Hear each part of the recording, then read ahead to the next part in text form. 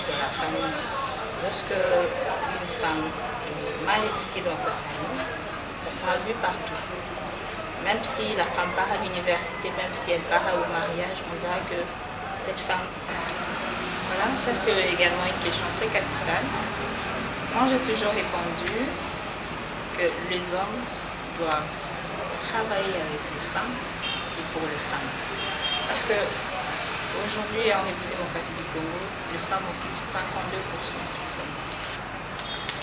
En tout cas, je demande à toutes les étudiantes d'affronter, d'être déterminées. Si elles se sentent capables d'assumer ces fonctions, en tout cas qu'elles n'hésitent pas d'aller postuler. Parce que lorsque vous hésitez, les efforts que la femme a fournis dans la politique est à féliciter.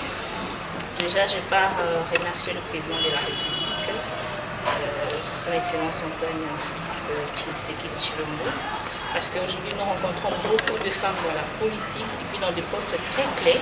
Parce qu'avant on pouvait rencontrer des femmes seulement dans le ministère de gens, famille et enfants. Bonjour très chers téléspectateurs, bienvenue dans votre émission Vision Politique sur votre chaîne Récit Télévision, pourquoi pas c'est Djilov TV. Vous allez suivre votre émission Vision Politique dont aujourd'hui c'est le 8 mars. Nous avons l'honneur d'accueillir une grande dame. Elle c'est Madame Mboui Mpoy Béatrice. À long et à large, nous allons décortiquer avec elle cette journée qu'on a dédiée à la femme d'Binomorobo Ibikaka partout dans le monde. Le 8 mars va célébrer la journée Oyo Yabamama. Ensemble avec elle, nous allons décortiquer à long et à large, spécialement le 8 mars. Directement, je vais saluer mon invité. Bonjour Madame Béatrice. Bonjour John Michel. Oui Madame Béatrice, comment vous allez? Je vais très bien, merci. Grâce à Dieu. Merci beaucoup Madame Béatrice. Dans l'entre-deux-jeux, aujourd'hui nous voyons partout au monde, vous célébrez cette journée dédiée à vous les femmes. Le 8 mars. Le 8 mars. Et pourrons-nous d'abord savoir, pour cette année 2021 d'abord, et selon vos impressions et la vie, c'est quoi le 8 mars d'abord, Madame Béatrice? Merci beaucoup pour la question. En fait, le 8 mars, c'est une journée internationale de la femme. C'est une journée choisie par les Nations Unies pour célébrer le droit des femmes. Parce que déjà, il faut parler de l'historique. Le 8 mars est issu d'une histoire de lutte féministe. Alors, de l'Amérique, des femmes de l'Amérique et des femmes de l'Europe. Alors c'est à travers leur lutte, déjà en 1908, que la lutte a commencé. Les femmes du Parti socialiste d'Amérique devaient revendiquer leurs droits de femmes par rapport aux heures de travail. Et c'est par rapport à ça qu'est né le 8 mars. Et c'est seulement après, en 1977, que l'ONU adapte officiellement cette date du 8 mars pour célébrer et inviter tous les pays de la planète à commémorer ou bien sauvegarder cette date pour célébrer la journée internationale des femmes. Alors peut-on savoir, alors, vous venez de nous expliciter plutôt la quinquessence de cette journée qu'on vous a dédiée, vous les femmes. Alors peut-on savoir les rôles, l'apport de cette femme, que ce soit au milieu universitaire? C'est quoi d'abord l'apport de la femme au milieu universitaire? La femme a un grand rôle à jouer sur le plan universitaire. Oui. Parce que déjà, à l'époque, il n'y avait pas de femmes à l'université. Les parents disaient que les femmes, leur place est dans le mariage. Et aujourd'hui, nous rencontrons beaucoup de femmes à l'université. Et c'est par rapport déjà au fait que les femmes ont allé à l'université qu'aujourd'hui nous rencontrons des femmes dans les institutions du pays. En tout cas, à tous les niveaux, nous rencontrons des femmes qui sont dans des postes de prise de décision. Alors, les femmes ont un grand rôle à jouer à l'université. Alors, c'est pourquoi d'ailleurs je conseille aux parents de toujours envoyer les enfants à l'université. Il ne faut pas mettre des inégalités en disant que non, les femmes ne doivent pas aller à l'université. Mais aujourd'hui, nous trouvons des femmes DG, nous trouvons des femmes ministres, nous trouvons des femmes dans tous les plans de la vie. Alors, c'est pourquoi la femme doit apprendre, puisque à l'apprentissage, il n'y a pas de différence de sexe. Les femmes peuvent apprendre comme les hommes, les femmes peuvent faire comme les hommes. En tout cas, sur ces points, il n'y a pas des inégalités. Sur ces points, il ne doit pas y avoir des inégalités. Sur ces points, les femmes et les hommes sont égaux. Alors, Madame Béatrice Mboui, vous venez au moins de nous expliciter leur rôle que la femme peut poser dans le site universitaire. Alors, je tiens à rappeler d'abord à nos téléspectateurs, vous êtes en train de suivre votre émission Vision Politique spéciale 8 mars aujourd'hui. On a fait l'honneur d'accueillir une grande dame, Madame Béatrice Mbouyi, dont nous sommes en train de parler avec elle en long et en large cette journée. Clin d'œil à vous aussi, clin d'œil à vous aussi, pourquoi pas toutes les femmes de la RDC, sans oublier Maman Christa Pelewe, qui me suit depuis l'Angleterre. Papa Bruno Motonanzambe. Sur ce, Madame Béatrice, nous allons d'abord poser aussi une question qui va directement nous lier par rapport à la politique. Quelle est l'évaluation de la femme dans la politique, précisément ici en RDC? En tout cas, l'évaluation de la femme, en tout cas les efforts que la femme a fournis dans la politique est à féliciter. Déjà, je pars remercier le président de la République, son Excellence Antoine Félix Tshisekedi Tshilombo, parce qu'aujourd'hui nous rencontrons beaucoup de femmes dans la politique et puis dans des postes très clés, parce qu'avant on pouvait rencontrer des femmes seulement dans le ministère de genre, famille et enfants, mais aujourd'hui nous rencontrons des femmes dans plusieurs ministères, comme le ministère d'État, le ministère de l'économie nationale, nous rencontrons une femme. Le ministère de l'enseignement, le ministère de l'emploi, prévoyance sociale, il y a également une femme et leur rapport est significatif. Ils jouent bien leur rôle comme tous les hommes. Alors ils sont compétents, elles sont plutôt compétentes, elles jouent bien leur rôle, bien leurs attributions. En tout cas, cette année, je pourrais dire que les femmes ont vraiment émergé dans la politique et elles sont à féliciter. Et surtout que nous avons eu également, même si elle n'est plus là, Janine Mabunda qui jouait le rôle de la présidente de l'Assemblée nationale. En tout cas, elle était un modèle pour nous, un modèle pour la jeunesse, pour la jeune fille et également pour toutes les femmes qui voudront devenir un jour comme elle. Alors, en tout cas, c'est un point positif, en tout cas par rapport à l'apport de la femme en politique. Alors, vous parlez de la femme, de l'évaluation de la femme en politique, mais nous avons vu, vous avez explicité quelques noms. Madame Agassi Abakoukoula, qui est ministre de l'économie, Madame Janine Mabunda, qui est ancienne présidente de l'Assemblée nationale. Pouvez-vous nous citer quelques points qu'ils ont marqués positivement pour leur évaluation quand ils étaient encore en exercice en fonction, et surtout que Madame Agassi est en fonction? Madame Akassia est toujours en fonction. Déjà, avant que Madame Akassia soit là, nous sommes sans ignorer qu'on parlait toujours du taux dans ces pays. Mais aujourd'hui, le taux est stable. Je pense que sur ces points, déjà, s'il faut énumérer que ce point-là, elle joue bien son travail, elle joue bien son rôle, elle assume. Alors, Madame Janine Mabunda? Madame Janine Mabunda fut le président de l'Assemblée nationale. En tout cas, j'ai beaucoup d'estime pour elle, parce que voir une femme à ces postes-là et prendre des décisions devant les hommes, c'est pas facile.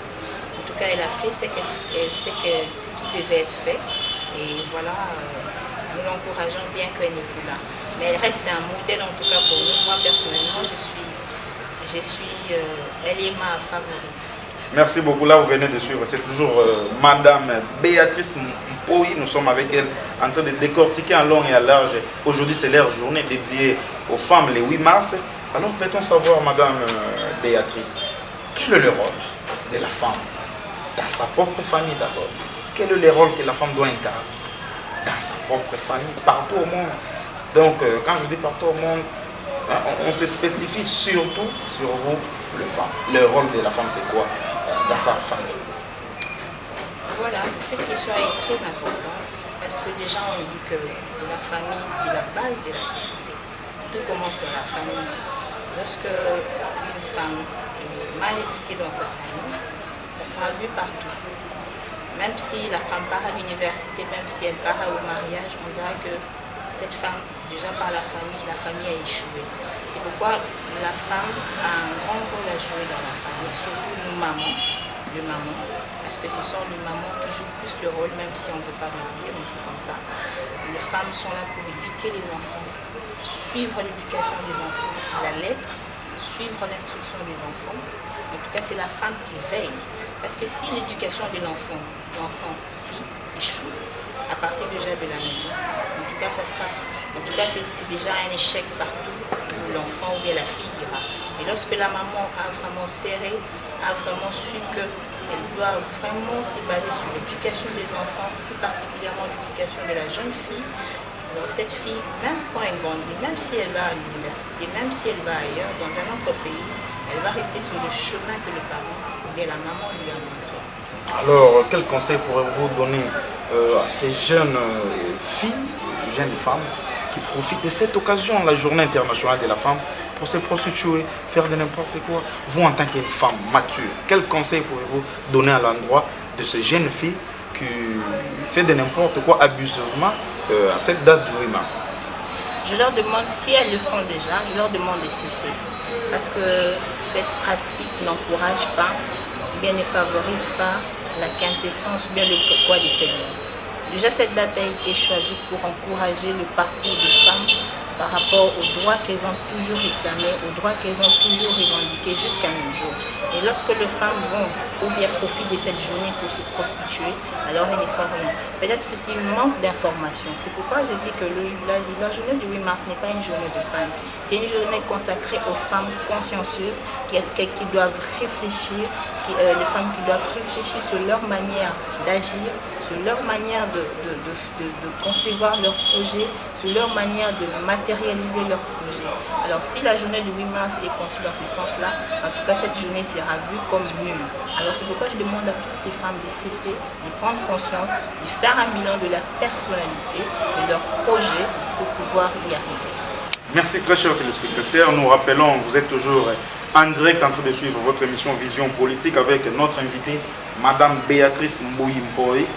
Madame Béatrice Mbouyi, il y avait au moins quelques questions qui nous restaient. Pourrez-vous d'abord savoir les rôles de l'homme dans cette lutte d'égalité des sexes? Voilà, ça c'est également une question très capitale. Moi j'ai toujours répondu que les hommes doivent travailler avec les femmes et pour les femmes. Parce que aujourd'hui, en République démocratique du Congo, les femmes occupent 52% seulement. Alors, les hommes sont là. Si les hommes ne nous accompagnent pas dans cette lutte aussi n'y va pas alors atteindre, bien avoir un effet positif. Alors, ce sont les hommes qui doivent nous accompagner. Les hommes doivent accepter de travailler avec les femmes. Les hommes doivent accepter que les femmes soient leurs chefs, que les femmes soient leurs patrons. Parce qu'aujourd'hui, les hommes ne veulent pas accepter que les femmes soient leurs patrons. Ils ne veulent pas accepter d'appeler les femmes chefs. Alors que les femmes sont également compétentes. On trouve également des femmes très intelligentes qui peuvent assumer des postes de prise de décision, des postes clés au sein de la société. Donc les hommes doivent travailler avec les femmes. Les femmes doivent travailler avec les femmes et pour les femmes.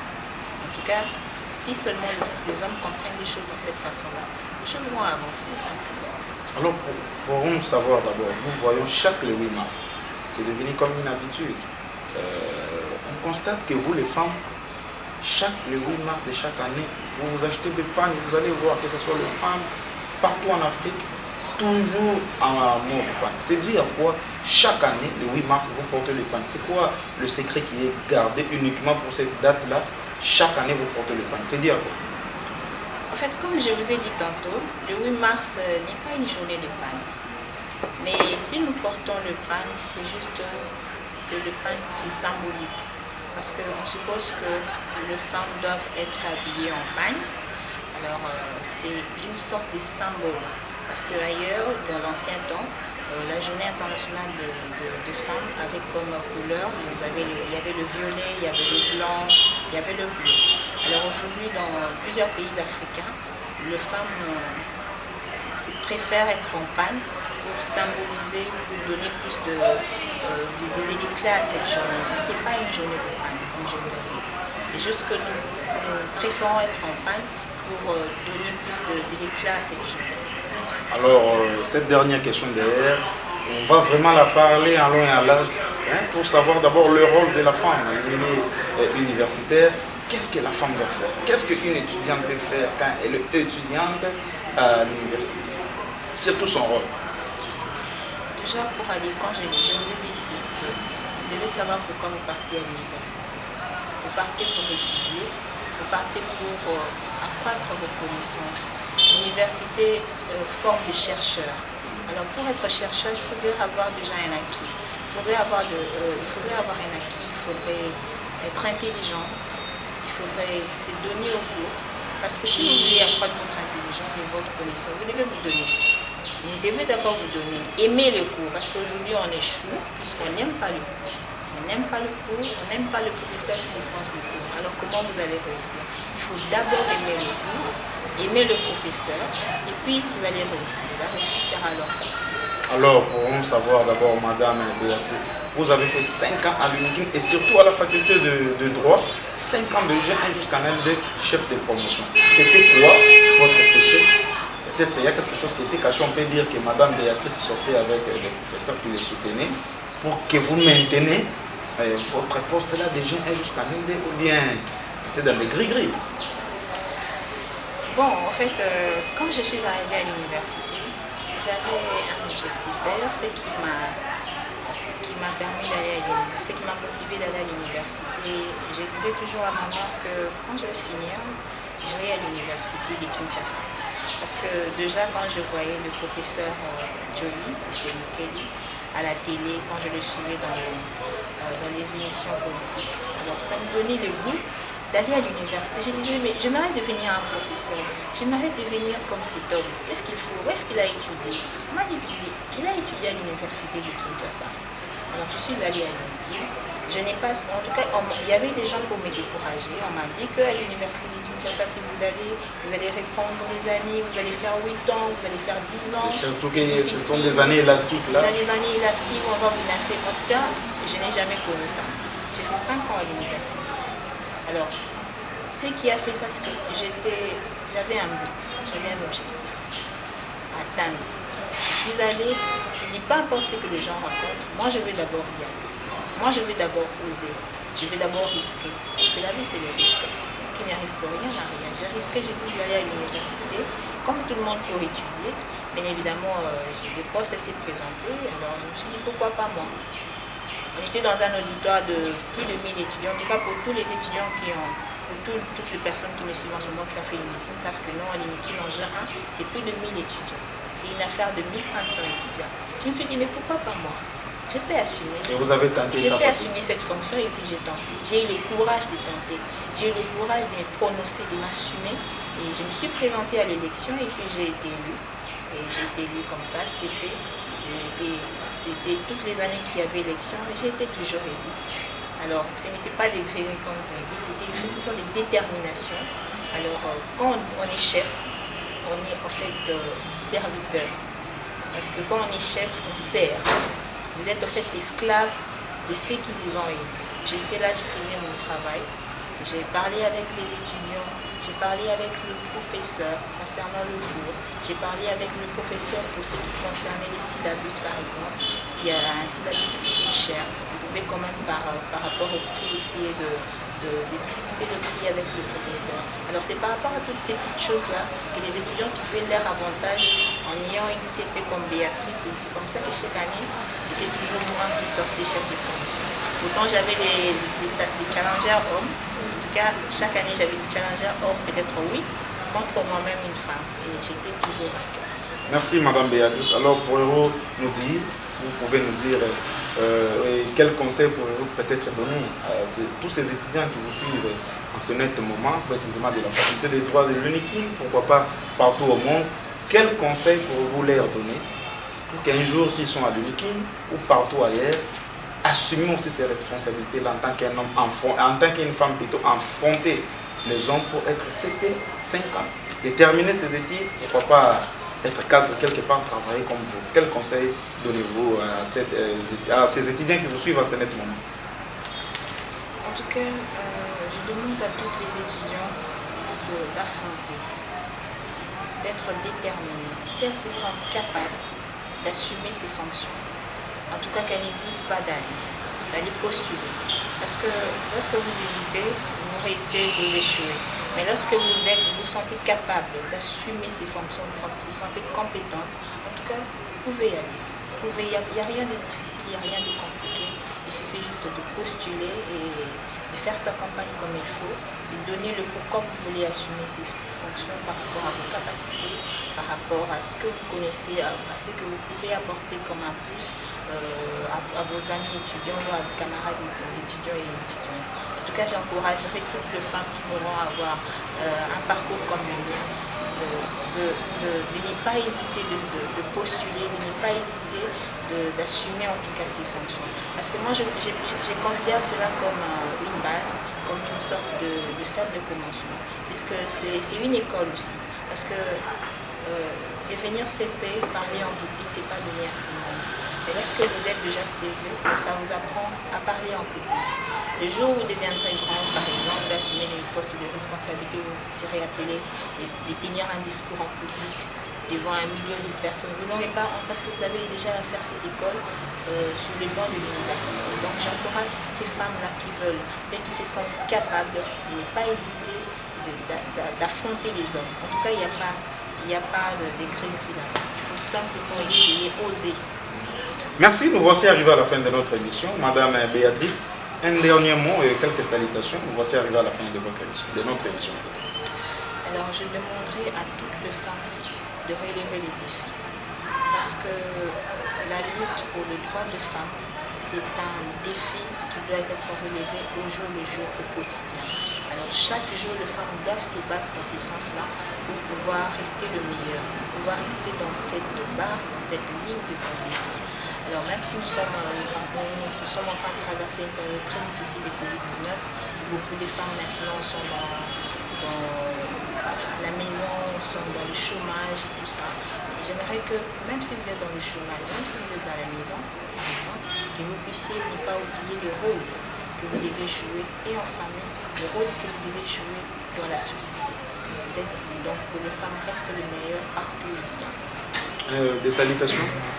Bon, je salue toutes les personnes qui me suivent, toutes les femmes du monde, c'est notre journée. Je salue également ma mère qui me suit en ce moment. Je salue toutes mes amis, Bénédicte Potiolo, Bénimas, Red Matélo. Je salue également toute la famille. Merci, nous voici arrivés à la fin de votre émission. Merci vraiment à l'équipe technique qui nous a tenu compagnie. Christian Malou, le métier noir. Merci beaucoup, sans oublier Djilo Hassan Mboma, le coordonnateur. Pourquoi pas aujourd'hui, comme on l'a dit, c'est la journée internationale des mamans. On ne peut pas oublier les mamans. Clin d'œil à vous, maman Christa Pelé depuis l'Angleterre. Pourquoi pas Papa Brino Motonanzambe, mon deux jeux. Merci papa. Sans oublier Safi Ramasemou, la reine mère. Pourquoi pas ma maman chérie, maman Charlotte Chubola, toute la famille Micha. Bonne fête à toutes les femmes de la RDC, particulièrement aussi aux femmes du monde. Restez branchés au programme de votre émission Vision Politique. Aujourd'hui, c'était spécialement le 8 mars. C'était une journée dont on dédie aux femmes. On avait l'honneur d'accueillir Madame Béatrice Mbouyi. Avec elle, on a décortiqué à long et à large cette journée qui est dédiée à eux, les femmes. Retrouvons-nous prochainement pour un autre numéro Vision Politique, toujours à la présentation avec John Micha, l'aigle de la presse congolaise. Au revoir et à la prochaine.